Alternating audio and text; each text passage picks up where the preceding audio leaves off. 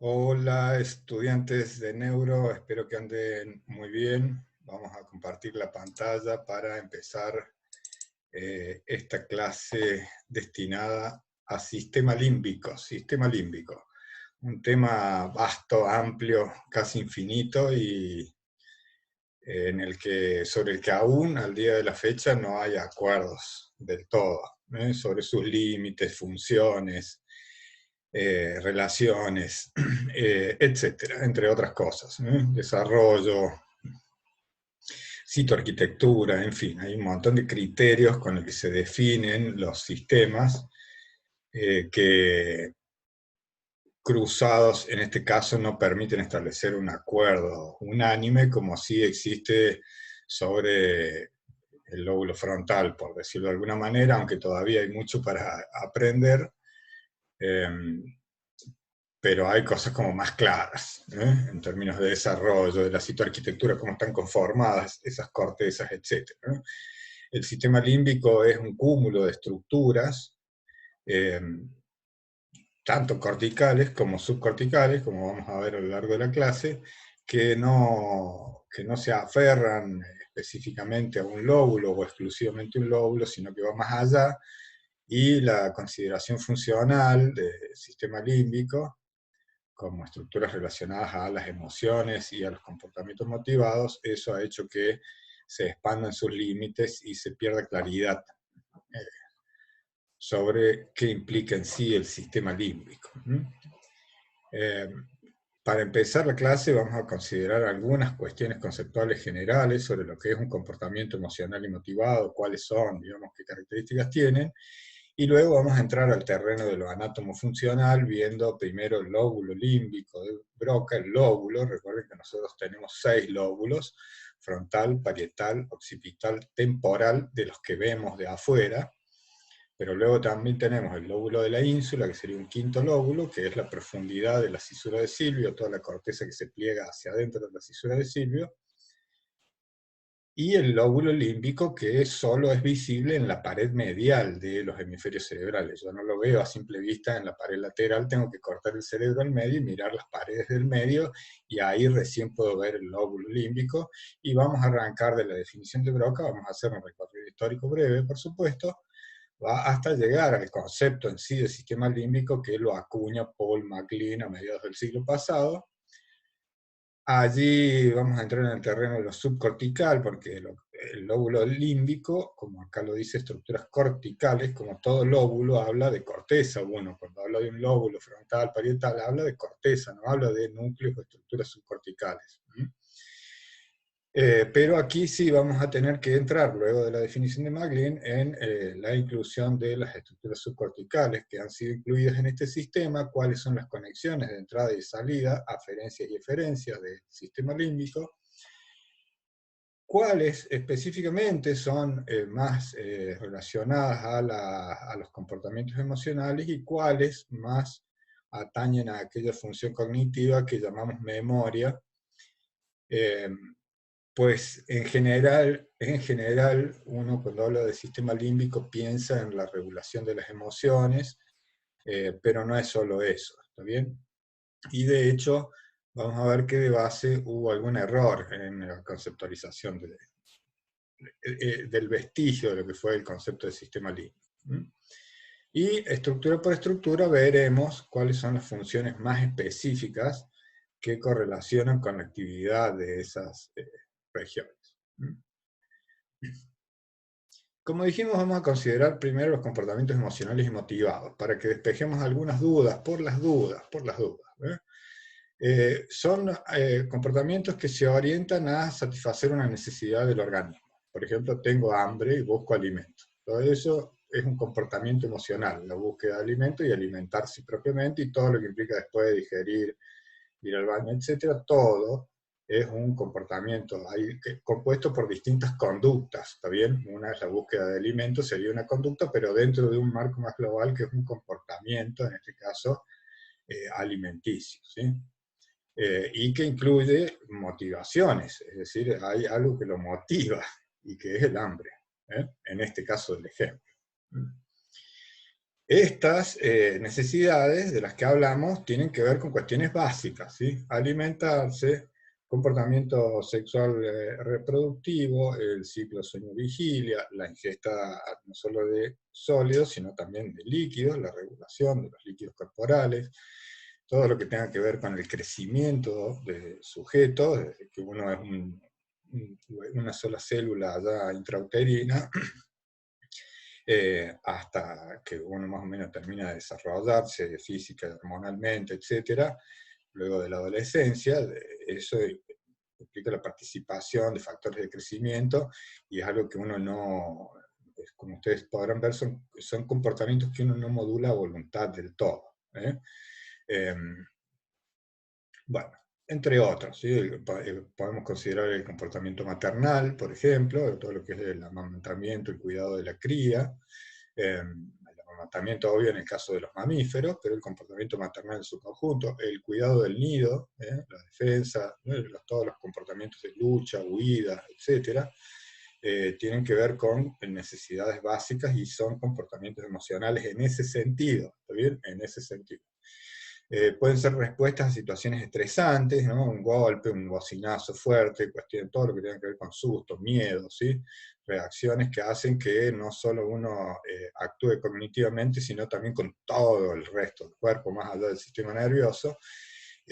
Por lo tanto, estamos hablando de sistemas homeostáticos que están asociados al sistema nervioso autónomo y a las glándulas.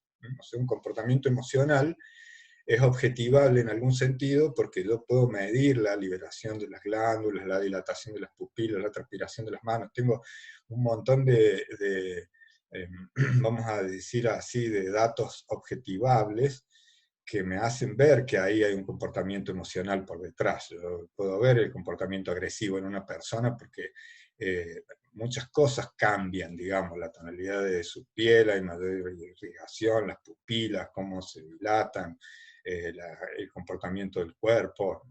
¿Sí? Si yo lo mido y le mido la frecuencia cardiorrespiratoria, voy a encontrar variaciones, ¿está bien?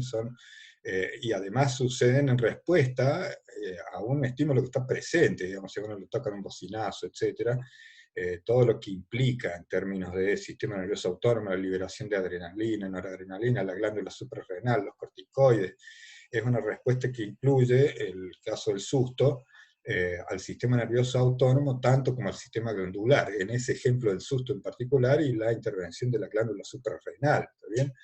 Entonces el susto uno lo interpreta cognitivamente, digamos, entiende que hay un peligro, pero más allá de lo cognitivo hay una reacción del cuerpo que uno no puede evitar, ¿no? Dice, ah, sí, voy a hacer que me asusto, así, pero en realidad no se me va a mover un pelo, es mentira, apenas te midan la presión galvánica de la piel va a haber una modificación. Hay gente que logra con lo facial, vamos a decir así, los jugadores de póker, por ejemplo, ¿no? Logran controlar la expresión emocional con su rostro, pero si yo le mido la frecuencia cardíaca, lo pesco, ¿está bien?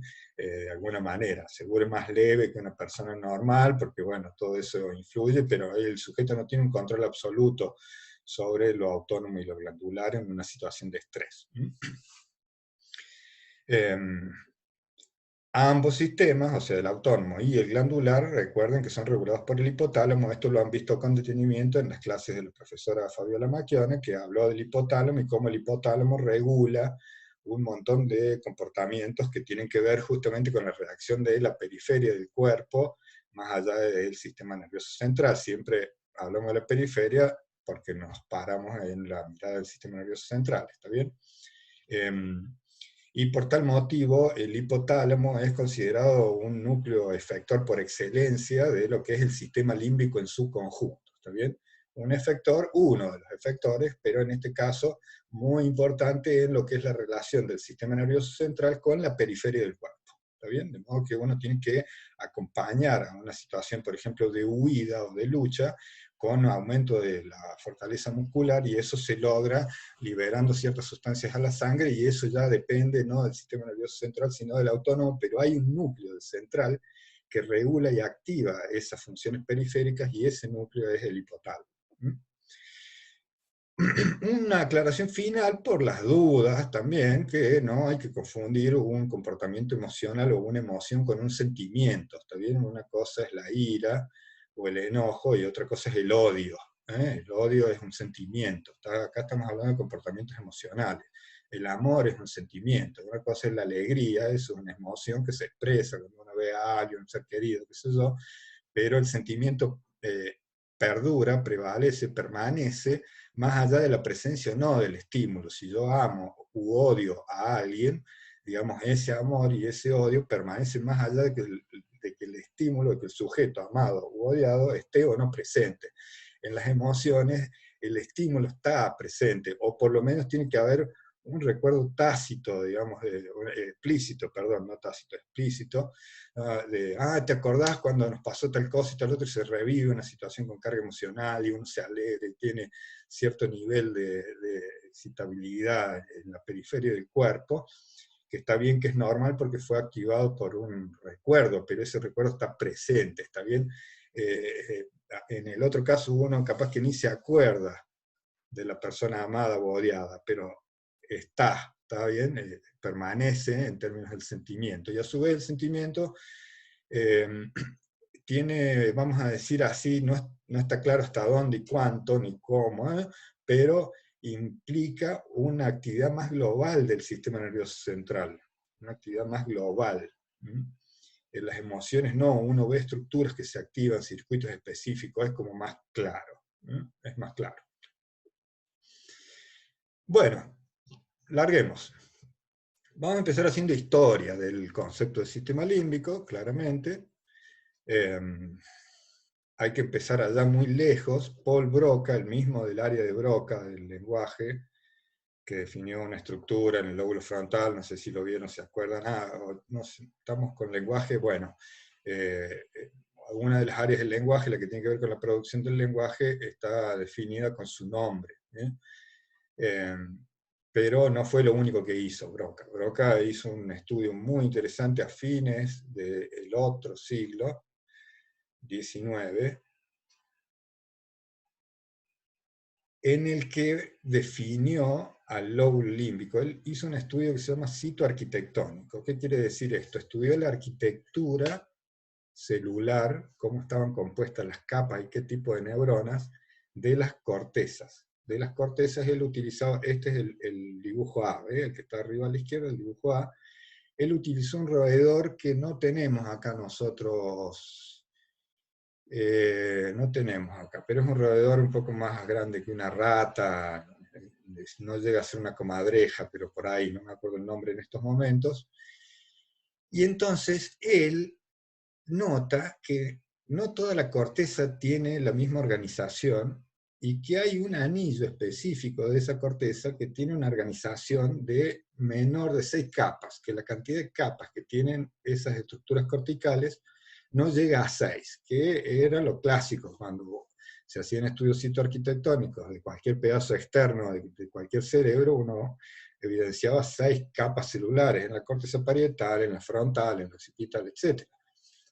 Pero aquí no. Él se dio cuenta de que esto es la pared medial de ese roedor, la pared medial, o sea, cortado el cerebro al medio, separando el cuerpo calloso, y pone en evidencia que este borde externo de esa pared medial de ese roedor tiene una organización citoarquitectónica que es común, ¿sí? Que no alcanza 6 capas, que son de 5 capas o menos, y que forman un anillo en el límite de la pared medial. Entonces, en términos del límite, él manda límbico, ¿no? Entonces dice, esto es un lóbulo límbico, en términos de que es el límite de la pared medial de ese roedor. Y acuña ese nombre, y queda el lóbulo límbico, que nosotros lo conocemos como el lóbulo límbico de Broca, o simplemente el lóbulo límbico, que ha sido aumentado, redefinido en algunos bordes y detalles, pero se conserva la idea original. Claro, en un sistema nervioso humano, en un cerebro humano, ese anillo no es el límite externo de la pared medial. Está en la pared medial, pero es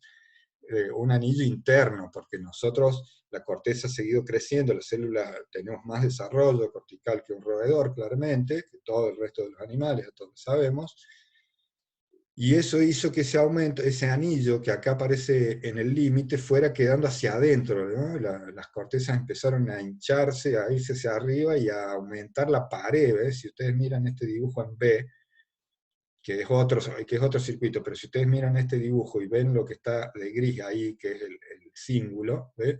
El cíngulo no está en el límite externo, porque acá arriba se ha montado el frontal, el parietal y el occipital, porque son lóbulos corticales, lo mismo el temporal, ¿ve? Acá abajo, son lóbulos corticales que han crecido tanto que se asoman a la pared del medio y terminan por formar el límite de la pared del medio. Pero el concepto del límbico quedó acuñado. ¿Está bien? Quedó acuñado por Paul Broca en aquel entonces. Más tarde, Papez, entre medio de las épocas de las guerras europeas, un centro europeo, había hecho el estudio sobre todo psiquiátricos y estudio de cerebros post-mortem, que era lo que se hacía en aquel entonces, imagínense, con la tecnología que había. Y entonces él había estudiado casos psiquiátricos con desbalances emocionales y cuando hizo los estudios post-mortem, él vio que habían estructuras en comunes que estaban menos formadas o mal formadas o que tenían cuantitativamente eran más chicas que los cerebros normales que se usaban para comparar.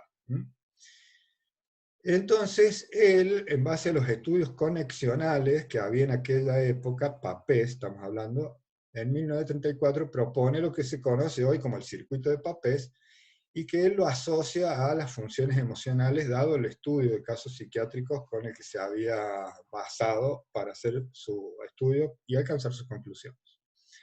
Entonces, él dice que en una situación emocional normal se activa el hipocampo y que con la actividad del hipocampo a través del fornix se proyecta a los cuerpos mamulares del hipotálamo, este al tálamo anterior, AT, el tálamo anterior al cíngulo, y el cíngulo retroalimenta al hipocampo formando un circuito por el que las emociones se reconocen, se resignifican, se significan, se memorizan, etc. Atribuyó a ese circuito Papez todos los procesos emocionales. Y es bastante similar al estudio hecho, cito arquitectónicamente y en roedores, por Paul Broca. Se empieza a afirmar ya la idea de que hay un anillo interno con algunas particularidades y conexiones propias, pero en este caso Papez mete estructuras subcorticales del hipotálamo y del tálamo, subnúcleos específicos, el mamilar del hipotálamo y el anterior del tálamo, los mete como parte del circuito en base a los estudios de las conexiones que habían en aquel momento. ¿Está bien? Y entonces él propone que este circuito se activa ante situaciones que implican carga emocional de los estímulos, el procesamiento de la información y la carga emocional que uno le pone también a nuestros comportamientos. Una década más tarde, Yakovlev en Rusia, ya terminada la Segunda Guerra Mundial y en Rusia, hace un estudio filogenético. En ese momento Rusia había tenido una explosión de la neuropsicología, recuerden, sobre todo a partir de gente con daños cerebrales por esquirlas, balas, etc. Y había una fortaleza en los procesos de investigación, siempre tendientes al lado de lo médico. En ese sentido, en esa línea, Yakovlev hace un estudio filogenético del cerebro humano, es decir, tiene en cuenta cuál es el grado de desarrollo de las estructuras en función del desarrollo filogenético, ¿está bien? Es el primer estudio filogenético que se hace, y entonces él caracteriza en aquel entonces tres regiones. Fíjense, es el recuadro C, acá abajo a la izquierda hay una pared lateral del cerebro, y acá en la imagen de arriba a la derecha una pared medial, ¿sí? Similar a esta que está dibujada acá por Papez. Y entonces él ahí marca de negro una estructura que implica lo más primitivo y que incluye al bulbo olfatorio, a todo el rinencéfalo que se llama, toda esta vuelta que llega al hipocampo, al umpcus del hipocampo, el septum, ahí ve, y con un poco más de desarrollo, pero sin llegar a un desarrollo como el de las estructuras de 6 capas, eh, evidencia el resto del hipocampo, la corteza de la amígdala, el cíngulo, ¿ve? ¿No? Del cíngulo, la parte anterior de la ínsula, si ustedes ven acá, ahí de negro, las estructuras olfatorias, ¿sí? La base, y la ínsula ha abierto, ahí ha levantado, ha abierto la cisura de Silvia hacia arriba y hacia abajo, como dos labios, y se ve al fondo la ínsula. Y además estas cortezas motoras, que claro, ahí tienen la corteza motora, ustedes tienen las neuronas, las células gigantes de Betz, que son unas hiperpiramidales, bueno, eso le da una característica distinta y son filogenéticamente diferentes al resto, pero no tienen la continuidad estructural que tiene este anillo que está marcado de negro y de punteado. Sin embargo, sin conocer el trabajo de Jacob Lev, McGlynn, del otro lado del mapa, propone la idea del sistema límbico un año más tarde, pero claro, recuerden, en aquel entonces no existían los celulares, el fax, el mail, nada de eso, así que puro telégrafo. Habían mejorado mucho las comunicaciones por la guerra, justamente, se había avanzado muchísimo, pero no había inmediatez, ¿no? No había inmediatez. Además, los estudios filogenéticos, como el que hacía Jacob Lev, son cosas que demandan bastantes años, y lo de McGlynn, si bien es una propuesta que él hace, también basó muchos de sus estudios en la psiquiatría, en sus casos psiquiátricos, en los que había los trastornos neurológicos del momento, y sobre todo se basa en el circuito de Papez. Él no deja, no abandona la idea de Papez de que este circuito está asociado a las emociones.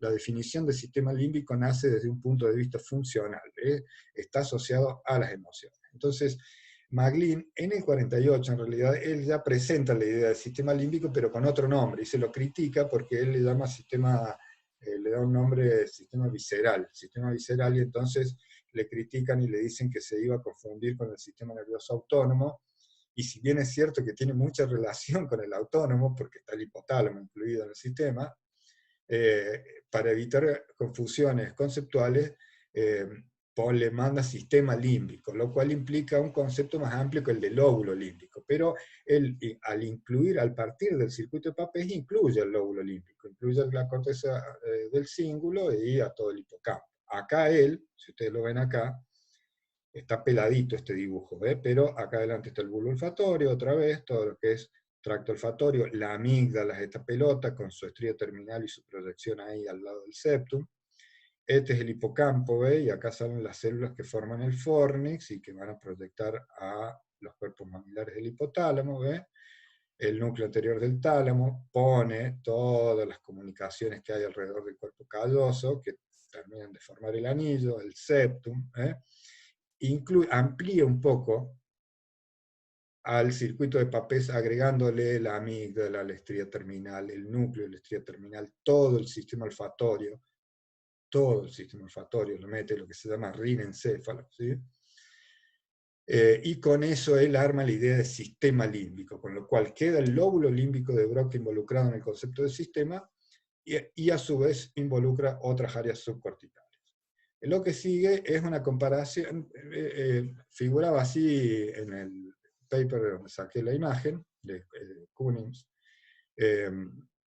Este de la izquierda es un corte coronal del estudio de Jacob Lev que mencioné en la imagen anterior, el que es el estudio filogenético, ¿está bien? O sea, vuelvo a la imagen anterior, este que está acá, el C, a la izquierda, que está visto lateralmente, acá está visto coronalmente. ¿Está bien? Y entonces de nuevo de negro, bueno, de a cuadraditos, de a rayitas, él va diferenciando los distintos niveles de desarrollo filogenético de las estructuras. Fíjense acá como el símbolo queda marcado, el fornix, los ganglios basales, parte, el vientre de los ganglios basales, ¿no? La ínsula, fíjense, acá el hipocampo, las estructuras parihipocampales, el hipocampo propiamente. McGlynn piensa ya luego de eso evolutivamente. El mismo McGlynn que acuña la idea del sistema límbico, años después, 40 años después, en 1990, propone el sistema, el cerebro trino, pensado en términos evolutivos. Y entonces él dice que el sistema nervioso nuestro, ve, acá está la médula, el cerebelo y el cerebro, ve, una vista lateral, acá, él lo divide en tres regiones generales. El reptiliano, que es la parte central, más básica, más basal, no llega casi al hipotálamo, solo los núcleos posteriores del hipotálamo, el tronco, los pedúnculos. La parte más vieja del cerebelo, la que mantiene el equilibrio, está bien, lo más básico del comportamiento, y los comportamientos agresivos y el control del dolor. Básicamente eso es reptiliano. las estructuras que están montadas por arriba, él lo llama mamífero o paleomamífero, ¿sí? Y que ese sería el sistema límbico, tal como él lo definió, con algunos agregados que fueron surgiendo con el paso de los años, ¿está? Porque luego se agregó el mesencéfalo límbico, muy interesante, una propuesta de Lautin, que no la quise incluir para no ir muy lejos, pero llega al mesencéfalo, ¿ve? Y pone las estructuras medias de desarrollo medio del cerebelo, y por fuera el neomamífero, que sería el cerebro humano, entre comillas, o primate, si ustedes quieren, que involucra toda la parte del desarrollo más cortical de los lóbulos de 6 capas, ¿eh? Y la neocorteza cerebelosa, el neocerebelo. Bueno, hasta ahí tenemos el concepto de sistema límbico. Entonces, veamos, el lóbulo límbico de Broca del 89, la definió por Broca, como dijimos, a fines del siglo XIX, la forma el cíngulo, la formación hipocampal en su conjunto y la corteza olfatoria. Ahí vamos a discriminar todo esto. Es un anillo que se ve solo en la pared medial de los hemisferios que rodean el tálamo del cuerpo calloso. La corteza olfatoria se llama, como dije recién, rinencéfalo, otorrinolaringólogo. Otorrinolaringólogo. ¿Qué hace un médico otorrinolaringólogo? Bueno, rino tiene que ver con el olfato, ¿sí? Está integrada centralmente por el bulbo, la corteza piriforme, que sería la olfatoria primaria, y la corteza amigdalina, que sería la secundaria. La amígdala es una estructura compuesta que tiene un área cortical, que es la corteza amigdalina, a la que nos referimos acá, pero también tiene núcleos subcorticales a los que haremos referencia más luego. A su vez, la formación hipocampal está formada por el hipocampo proper, se dice en latín, o propiamente, el hipocampo propiamente dicho, ¿sí? El hipocampo, y la corteza que envuelve el hipocampo, que se llama corteza paripocampal. Todo el conjunto se llama formación hipocampal, ¿sí? Todo eso es parte del lóbulo límbico de Broca. ¿Está bien? Todo lo que está descrito ahí. Esto está en el Purves, ahí es una imagen que grafica el lóbulo límbico de Broca, ¿sí? Con algunos detalles. Fíjense que acá se meten las áreas prelímbicas que se llaman, que ya sería la parte posterior del frontal, se mete en el polo temporal, ¿sí? Bueno, acá la continuidad es evidente, acá entre la corteza paripocampal y el cíngulo posterior, ¿ve? Acá esta región se llama subiculum y pertenece a la formación hipocampal, una corteza que en un momento son neuronas piramidales, que en un momento son 3 capas, después 2, después 1, y después vuelven a ser 2, 3, y ya se conectan con las 4 capas que tiene, con las 5 capas que tiene esa altura el círculo.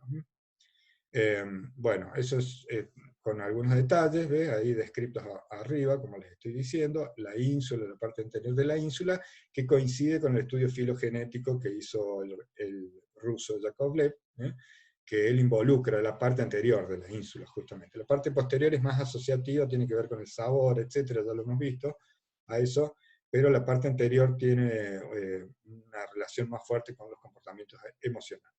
Y coincidentemente tiene 5 capas y no 6. El sistema límbico de Maglin, todo esto es como un detalle, una condensación, para que a ustedes les quede escrito nada más, ¿sí? A mediados del siglo pasado acuñó el concepto, como dije, basándose en el circuito de Papez, sin abandonar la idea de que esas estructuras están asociadas a las emociones. Se basó anatómicamente en el lóbulo límbico de Broca y le incluyó otras estructuras, como ya las mencionamos, acá están condensadas, la amígdala, el septum, los cuerpos miliares, el hipotálamo. Hay otras que, no sé si el núcleo de la estría terminal, etc.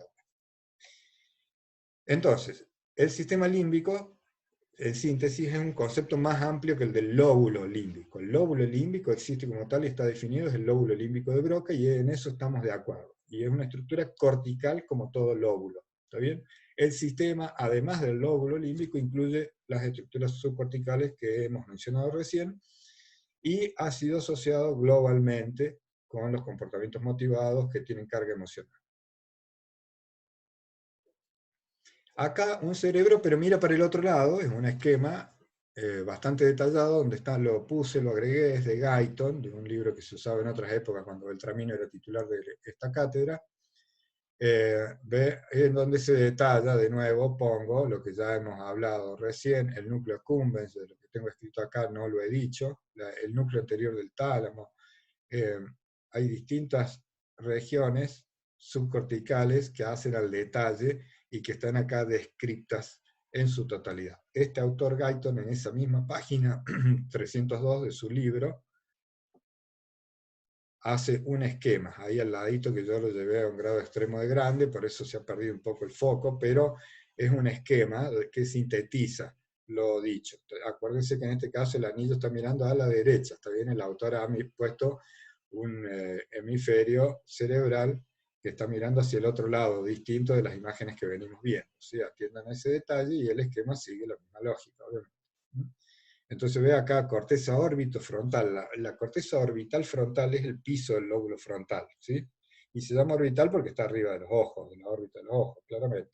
La parte más posterior, que ya pega contra el pliegue donde nace la ínsula anterior también, ¿sí? Eso es límbico. No todo el piso del frontal, la parte anterior se considera frontal-frontal.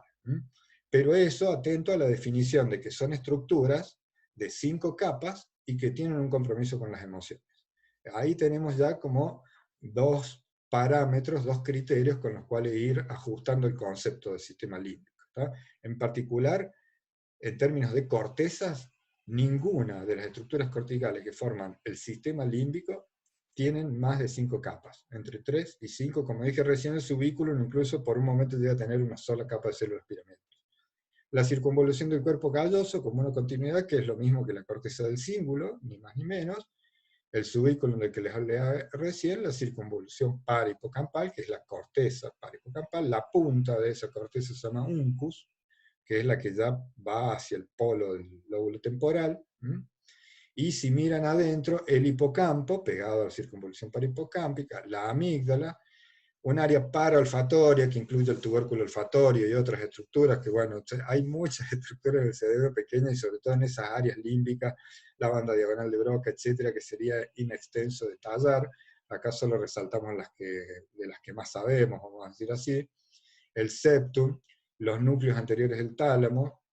Algunos, cuando habla de porciones de los ganglios basales, habla del vientre de los ganglios basales, el núcleo accumbens, la base de los globos pálidos, etc. ¿Sí? Y en el medio, el hipotálamo. El hipotálamo, de nuevo, como un núcleo de salida, un efector central de este sistema límbico, en tanto que todo lo que pase en términos funcionales, conexionales y de actividad en ese sistema límbico va a repercutir en la acción del hipotálamo y este, a su vez, va a regular o va a poner en marcha actividades que tienen que ver con el sistema nervioso autónomo y glandular, impactando en el comportamiento periférico del organismo.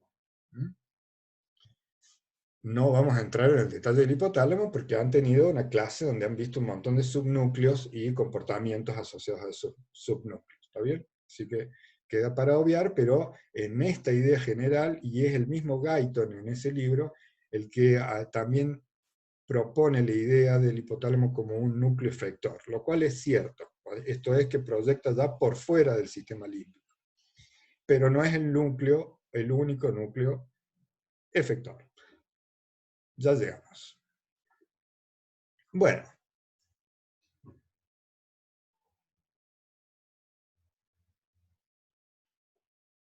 El sistema límbico, como todo el sistema, como todas las estructuras, como todos los lóbulos, como todos los circuitos, no funcionan aislados, están conectados con otras estructuras, con otros circuitos, con otros sistemas, con otros lóbulos, y por lo tanto reciben información, la procesan y envían datos a otras regiones. Esas son las entradas y las salidas, o en palabras más técnicas, las aferencias y las eferencias del sistema límbico en este caso.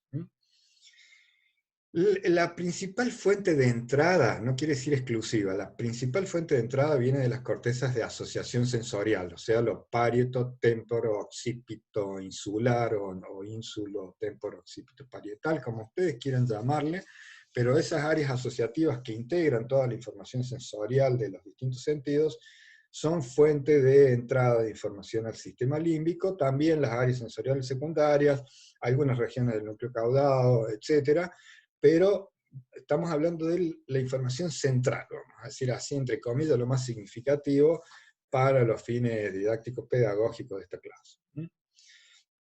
Cuando esa información llega al sistema límbico, no entra por cualquier parte, sino que tiene rutas de accesos. Hay dos rutas muy bien definidas.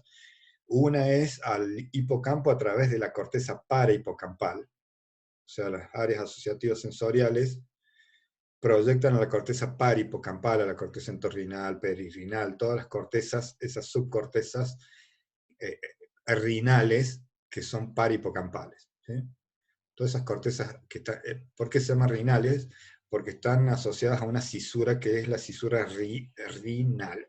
Cisura rinal. Entonces, las estructuras se llaman ectorrinal, endorrinal, perirrinal, en función de cómo están ubicadas con relación a esa cisura. Pero todo ese conjunto de estructuras rinales, corticales, son corteza parihipocampal. Ahí entra la información que viene de las áreas asociativas. Y esta corteza parihipocampal le envía la información al hipocampo propiamente. Y el hipocampo se activa el circuito de Papez, en otras palabras. A partir del hipocampo va a los cuerpos mamilares del hipotálamo, estos proyectan al núcleo anterior del tálamo, los núcleos anteriores del tálamo proyectan las cortezas del cíngulo, y el cíngulo retroalimenta la información, volviendo el circuito a través del subículum a entrar a la corteza parihipocampal, y entonces se produce como un circuito de reverberación de la información que propone Papez, y que sucede cuando viene información de las áreas sensoriales a través de la corteza entorrinal, específicamente de lo que es el parihipocampo. La otra ruta de ingreso es a través de la amígdala, y lo hacen particularmente a través de la región cortical de la amígdala. Yo recién planteé que la amígdala es una estructura compuesta y que tiene regiones corticales,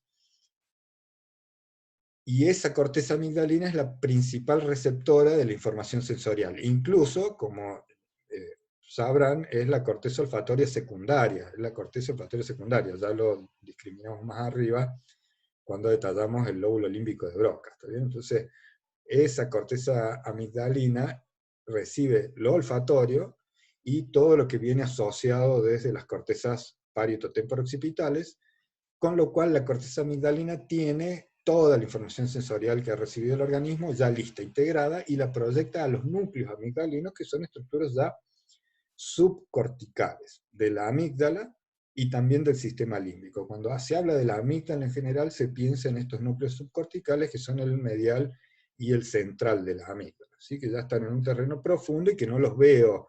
Por más que yo mire la pared medial del cerebro, veo la corteza amigdalina, pero tengo que arrancar la corteza para poder ver los núcleos amigdalinos internos subcorticales. Y esos núcleos amigdalinos proyectan al núcleo de estría terminal, al septum, se conectan con el hipocampo, intercambian información con el hipocampo, y eso pone en marcha un circuito interno que es distinto al circuito de Papez, pero que involucra la parte anterior del cíngulo, no todo el cíngulo, el núcleo dorsomedial del tálamo. O sea, es un circuito paralelo, se produce como una actividad de dos circuitos que se da en forma paralela. No es que las cortezas parieto-temporo-occipitales dicen, esto se lo mandamos al hipocampo, esto otro a la amígdala. No, no, no.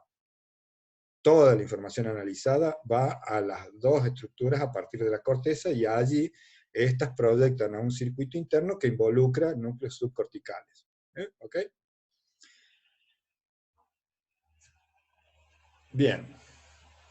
Como acabo de mencionar, acá en este tercer punto, el hipocampo y la amígdala son estructuras que están interconectadas entre ellas y que proyectan las regiones específicas del tálamo, y estos, bueno, luego el tálamo se va a transformar en un efector, no me voy a adelantar de momento, y también proyectan a núcleos del telencéfalo basal anterior. El telencéfalo basal anterior, telencéfalo, ¿está bien? O sea, es la parte más nueva del cerebro, basal anterior. Está en la base y adelante. Están por debajo y por adelante del tálamo, esas estructuras. Incluye el septum, incluye el núcleo de la estría terminal que vengo mencionando, incluye la banda diagonal de Broca, e incluye lo que se llama área septal. También algunos lo consideran área septal, pero es un concepto del telencéfalo basal anterior un poco más amplio, que involucra varios nucleocitos, que son activadas por estas proyecciones tanto de la amígdala como del hipotálamo.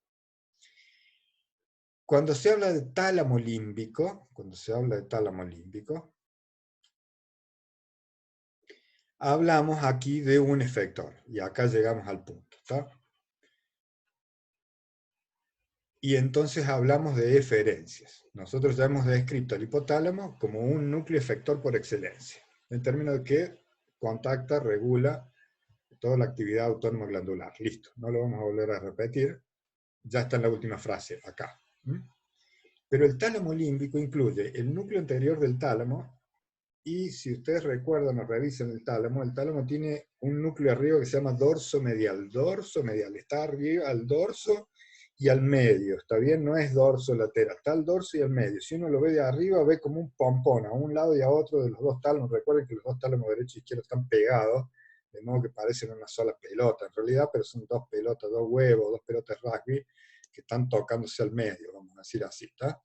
Entonces, la parte dorsomedial de ese tálamo, ese subnúcleo, la parte más anterior de ese dorsomedial releva información amigdalina en particular, mientras que el núcleo anterior del tálamo, tal como lo describió ya Papez y lo reforzó luego Maglin en la misma línea, esas conexiones están probadas, el núcleo anterior del tálamo recibe información del hipocampo, ¿sí? Del hipocampo. En cualquier caso, estos subnúcleos del tálamo, ya sea que reciban del hipocampo, ya sea que reciban de la amígdala, estas regiones terminan proyectando en particular al lóbulo frontal, al área más precisamente prefrontal, ¿sí? Del lóbulo frontal. Y entonces, esto que consideramos tálamo límbico, o sea, la región anterodorsal, vamos a decir así, ampliamente hablando, del tálamo, toma toda la información de los circuitos amigdalinos e hipocampales y la proyecta a la corteza prefrontal. Yo allí en la corteza prefrontal con ese dato ya tengo una carga, ya tengo una significación de la carga emocional y también, como vamos a ver, de los recuerdos, una reactivación de los recuerdos que hace que con esa información la corteza prefrontal ordene, organice lo que voy a hacer en lo inmediato. No es lo mismo un perro que me viene moviendo la cola a un perro que me sale a ladrar, ¿está bien? Son estímulos muy parecidos, pero el comportamiento, la carga emocional que tienen esos estímulos son bastante diferentes y mi comportamiento va a ser diferente en uno y otro caso, ¿está bien? Entonces, para organizar mi comportamiento acorde a la carga emocional del medio ambiente, yo necesito primero una significación de esa carga emocional y eso sucede cuando la información pasa por el sistema límbico, pero luego va a parar a la corteza prefrontal. O sea, finalmente allí, en la corteza prefrontal, eso se integra con la información sensorial, con las proyecciones, con los deseos del sujeto, con el plan que tiene, con lo que tiene que hacer ese día, etc. Bueno, ¿cómo vamos? No tengo idea cuánto tiempo llevamos. Esto es un esquema que saqué del candelito, del candel, donde están las aferencias particularmente. No encontré, o está en los circuitos anteriores de alguna manera, la parte efectora, el tálamo y el hipotálamo mencionados y discriminados, pero acá encontré solo el lóbulo límbico de Broca, las aferencias del lóbulo límbico, que es, como digo, por donde ingresa la información que viene de las áreas asociativas sensoriales. Primero entra a la parte cortical y de allí va a las estructuras subcorticales y se activan los dos circuitos, uno asociado al hipocampo y otro a la amígdala. Entonces ustedes vean, este dibujo de la derecha que hace Candel es una pared medial de un hemisferio que está mirando a la derecha, pero este dibujo de la izquierda es una pared lateral, que yo veo de afuera, de un hemisferio que mira a la izquierda. Es como si lo hubiese abierto, como si hubiese tomado el mismo hemisferio y si lo hubiese abierto, y nos está mostrando las dos caras, la lateral y la media.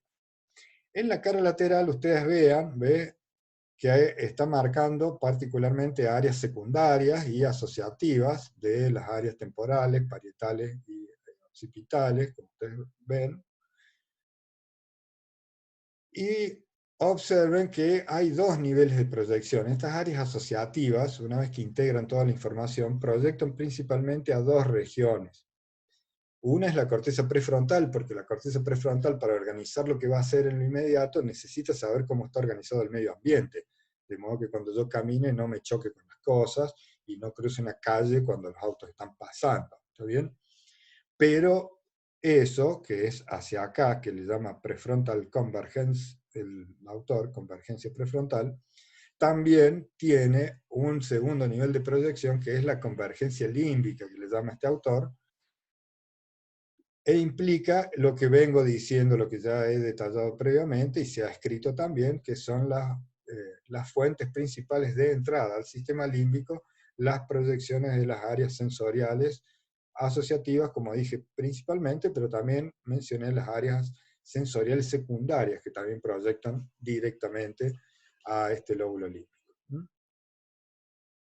El Purves, esto lo he tomado el Purves, genera dos grandes subdivisiones en términos funcionales dentro del sistema límbico. ¿Por qué en términos funcionales? Porque estos dos circuitos que venimos describiendo, uno asociado al hipocampo y otro asociado a la amígdala, justamente tienen perfiles funcionales diferentes y bien claros.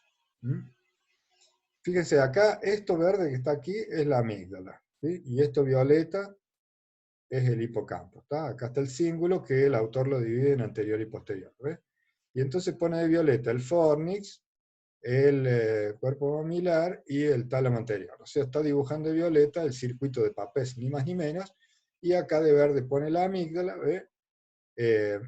Incluye otras áreas, ¿ves? El cíngulo anterior, el dorso medial del tálamo, no el anterior, sino el dorso, y define dos circuitos que los amplía acá, ¿ves? En la imagen contigua. Hipocampo, fornix, proyección al cuerpo mamilar del hipotálamo, de ahí al núcleo anterior del tálamo, y este, como ya dijimos, al cíngulo y la reverberación de la información. El circuito de Papez. ¿Qué dice de ese circuito el autor, el Purves? Y es lo que aceptamos actualmente. Ese circuito está asociado a la memoria. No, o sea, más vale que hay memorias con carga emocional, pero está asociado más bien a situaciones de aprendizaje, generación de nuevos recuerdos y consolidación de la información a mediano plazo. ¿Está bien? Está recontraestudiado la participación del hipocampo en la memoria. Sin embargo, esto ustedes piensen que lo definió Papez en base a sus estudios post-mortem de cerebros de sujetos psiquiátricos con problemas emocionales, pero que, si ustedes lo piensan, los sujetos esos no solo tienen problemas emocionales, tienen problemas amnésicos, ¿no? No sé si estaría el Alzheimer definido como Alzheimer, pero seguramente descrito en términos neurológicos, procesos amnésicos en general, que hacen a la demencia y a los trastornos neurológicos psiquiátricos, y él vio alteraciones hipocampales y en todo el anillo límbico, y fue legítimo en base a las conexiones de ese momento, estableció un circuito, un anillo, que si bien él lo asoció a las funciones, no está mal como estructura y como modelo, pero en realidad hoy sabemos que está asociado principalmente a la memoria, a la formación de nuevos recuerdos y a la consolidación de la información reciente que uno está incorporando. Ahora, la amígdala, el dorso medial del tálamo, no el anterior que está asociado al hipocampo, sino el dorso medial del tálamo. Los ganglios basales ventrales, esto es el accumbens, el vientre, el piso de los globos pálidos, etc.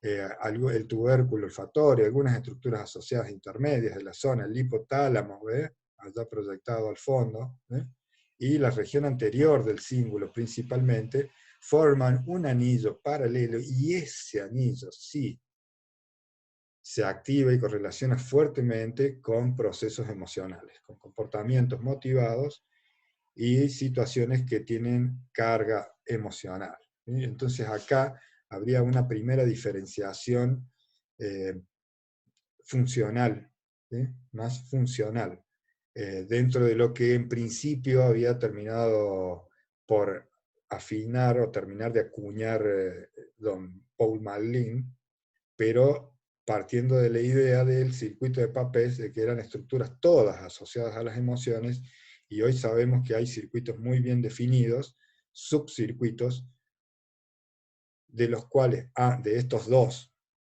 solo el teñido de verde, aquel circuito anterior, vamos a decir así, el anillo anterior de este sistema límbico, está efectivamente asociado a las emociones. Acá también se conecta la sustancia gris periaqueductal, que es la que libera endorfinas en situaciones de dolor, y que está atada al cíngulo anterior en términos conexionales, y también al hipotálamo. Se pueden mencionar otras estructuras que participan en lo que es este anillo, se lo puede redefinir un poco más detenidamente. El septum acá aparece como fuera de foco, pero es cierto que el septum está más asociado al hipocampo en términos amnésicos, y de hecho hay algunos autores desde hace algunos años que mencionan el sistema septohipocampal, septohipocampal. De hecho, el fornix, que acá está de violeta, ¿ves? Detallado, que va al hipotálamo, tiene acá una parada en esta parte anterior, por adelante del tálamo, tiene una parada, vamos a decir, un grupo de esos axones que vienen formando el fornix, no siguen hasta el hipotálamo, sino que proyectan directamente al septum. Y las proyecciones son recíprocas, es decir, que en este fornix yo tengo axones que están viniendo del septum al hipocampo. Las proyecciones son colinérgicas y correlacionan fuertemente con procesos amnésicos.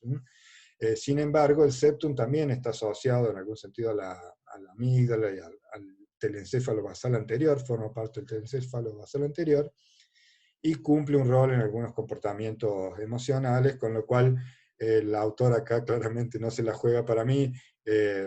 Son esas estructuras mixtas, porque además la amígdala y el hipocampo, por ejemplo, están fuertemente interconectados, están pegados uno delante del otro, la amígdala delante de la cabeza del hipocampo, y están íntimamente conectados. O sea, si bien son circuitos paralelos, no quiere decir que sean circuitos totalmente separados, sino que tienen puntos de interconexión, y en ese sentido el septum es uno de ellos. El autor lo deja afuera, pero juega con las proyecciones colinérgicas junto al hipocampo en lo que es procesos mnésicos, y juega con otras regiones del telencéfalo basal anterior en los comportamientos emocionales y algunas situaciones reforzantes placenteras también. Ya lo vamos a detallar a continuación. No falta tanto, ¿eh? Bueno, lo bueno de ir rápido aquí es que ustedes pueden poner pausa también, después vuelven a escuchar, ¿no? Bien, trago. Acá vamos a ver justamente un detalle funcional asociado a las estructuras o a pequeños circuitos, que es lo que venimos haciendo, pero ahora vamos a particularizar un poco más, ¿sí? Hemos como terminado de definir funcionalmente recién dos anillos, pero esos anillos están compuestos de estructuras que se activan muy particularmente ante determinados tipos de comportamiento. De nuevo, no son cosas que hagan aisladamente. ¿Ok?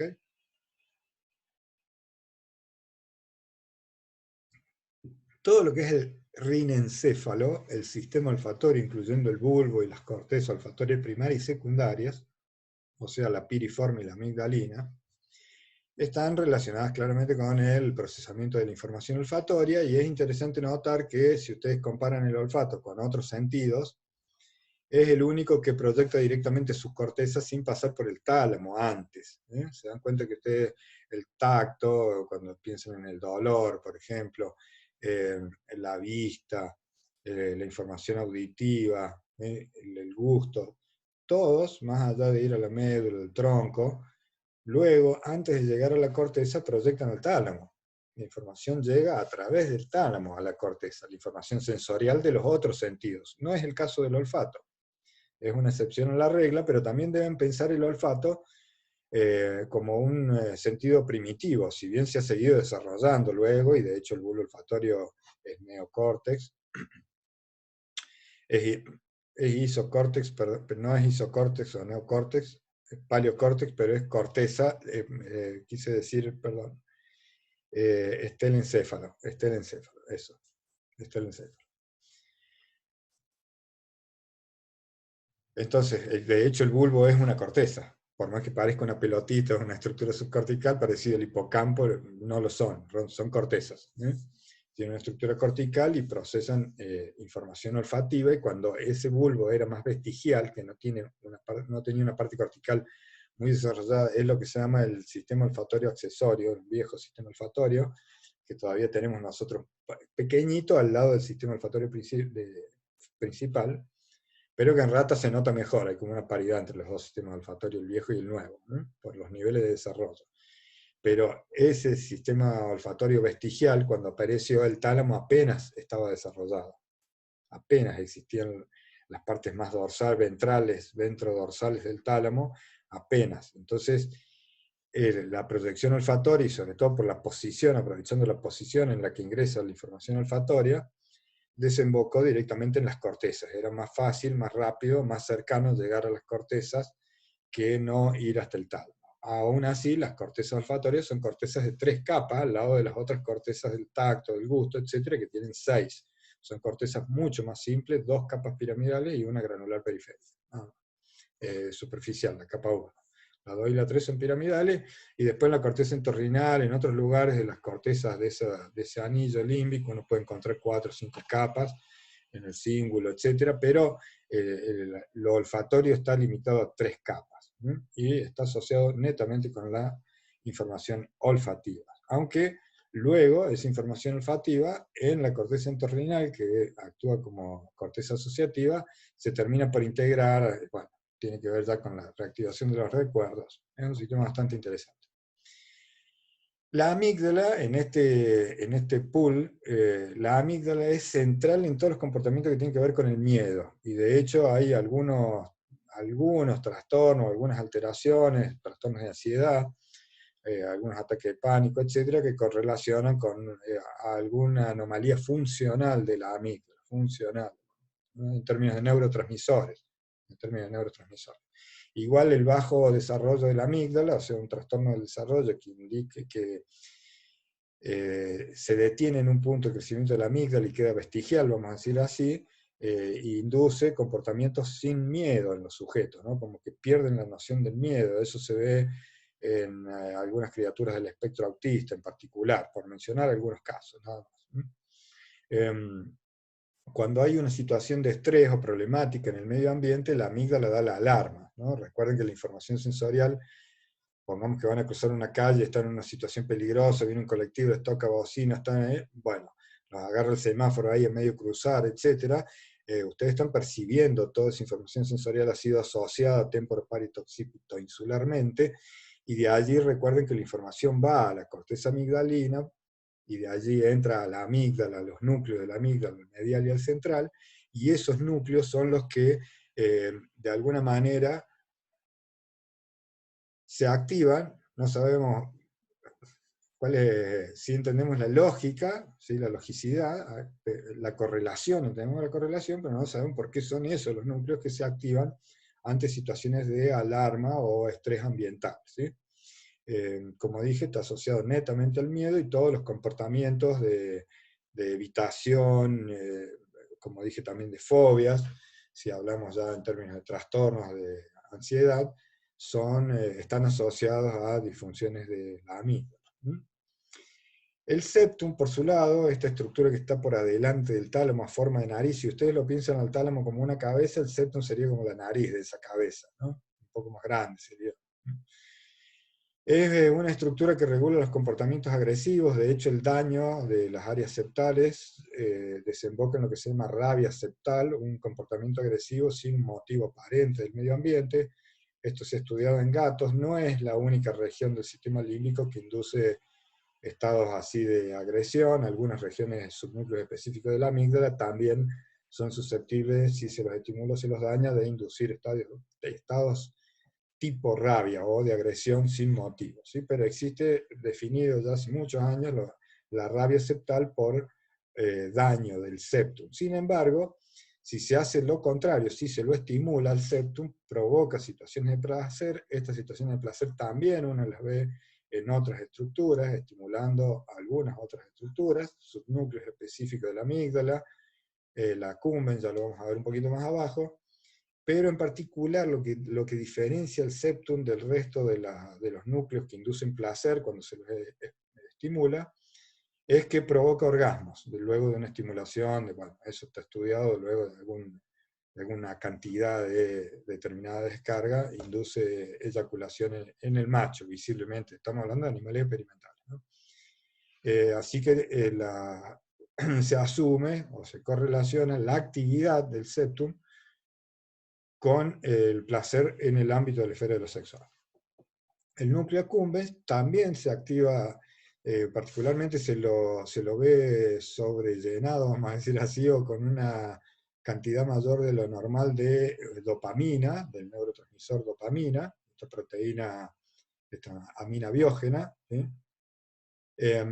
La dopamina se proyecta desde el tronco cerebral, desde los pedúnculos cerebrales, más específicamente el área tegmental ventral, se proyecta a un montón de núcleos del sistema límbico, la amígdala incluido, el septum, el núcleo accumbens, etc. Pero en particular las situaciones de placer asociados a la ingesta de drogas y a los comportamientos de tipo adictivo, están correlacionados con un aumento de la dopamina en el núcleo accumbens, por lo cual consideramos que es una estructura asociada al placer, una estructura asociada al reforzamiento del comportamiento, porque un comportamiento se refuerza cuando es placentero, por supuesto, y uno tiende a repetirlo mayor cantidad de veces. En particular, se ha visto con consumo problemático de sustancias, ¿sí? Se relaciona fuertemente con ese placer asociado a ese comportamiento, más específicamente. Desde luego, como dije, no, estos núcleos no funcionan aislados, ¿está bien? Son particularidades de cada núcleo, pero forman parte de todo el circuito que se activa ante situaciones de placer, o sea, esto es una explosión ahí, ¿no? Bueno, los subnúcleos, como fui mencionando al paso recién, algunos subnúcleos de la amígdala, y también del hipotálamo, por ejemplo, el haz medial hipotalámico, por decir algunos de los que me acuerdo ahora, están asociados también a situaciones placenteras cuando se los activa experimentalmente, ¿sí? Y genera comportamientos reforzantes, ¿sí? O sea, cuando un animal experimental realiza determinado comportamiento y se lo estimula eléctricamente, con microelectrodos, etc., ¿no? Y se lo estimula en estas regiones, esos comportamientos tienden a reforzarse porque inducen placer, aunque no haya un elemento que realmente satisfaga una situación placentera, o sea, no es que se le ofrece comida o agua, simplemente niveles de estimulación eléctrica. Más aún, les digo, hay casos en que se les ha enseñado a estos roedores a que apretando una palanca ellos reciben la descarga, ¿no? Esto se da por moldeamiento del comportamiento, aproximaciones sucesivas, reforzamiento, etc. Cuando el animal aprende que apretando la palanca recibe una descarga que le da placer, el animal se pone a hacer eso y nada más. Se duerme, apenas se despierta, vuelve a darle la palanca, no come, no toma agua, hay hembras en celo alrededor, o sea, se han hecho todas esas experiencias con un macho, por ejemplo, que está en este comportamiento adictivo, vamos a decir así, y no les da pelota, o sea, no, ni siquiera, o sea, termina siendo más fuerte que, entre comillas, el instinto, entre comillas. ¿Mm? Bueno, esto ya lo hemos dicho, todo esto es para afirmar, obviamente, los conceptos y ordenarlos. La formación hipocampal, el conjunto de la formación hipocampal, es decir, corteza perihipocampal e hipocampo, junto a la corteza del cíngulo, a la región posterior, participan en la formación de nuevas memorias y en la consolidación de estas nuevas memorias de los datos recientes. O sea, no solo uno tiene que almacenar un dato, sino que luego hay que consolidarlo, ¿tá? Y eso implica repetir los datos, por ejemplo, cuando ustedes rinden, neuro, hacen el trabajo integrador, se les van reforzando datos, ya saben dónde está el cerebro, por ejemplo, pero también, que era algo que ya sabían antes de entrar, pero ahora ya saben que hay un montón de lóbulos y estructuras y funciones que antes no sabían, digamos, pero ese conocimiento se les va reforzando, se va consolidando, y de eso, de ese proceso de consolidación participan este anillo. ¿Mm? El tálamo anterior y el hipotálamo son núcleos efectores, ¿sí? Asociados, ya sabemos, al sistema autónomo y glandular, y a las proyecciones a la corteza prefrontal. O sea, específicamente, el hipotálamo es un efector asociado al sistema autónomo y glandular, y el tálamo anterior, dorso anterior, está asociado a las proyecciones de la información límbica a la corteza prefrontal. ¿Mm? Como verán, conceptos que sintetizan todo lo que venimos diciendo. La última placa es para que ustedes vean cuál es la bibliografía de la clase, de los libros obligatorios, de la bibliografía obligatoria que tenemos, los capítulos específicos del Cardinal y del Purves, y aquellas citas que tienen que ver con otras informaciones e imágenes que he tomado para armar esta clase de presentación. Bueno, además de este video, les subiré oportunamente el PDF con esta clase, y me voy a encargar personalmente de hacer el cuestionario que quedará para resolver a partir del viernes. Bueno, chiquis, espero que anden muy bien, que pasen buen viernes.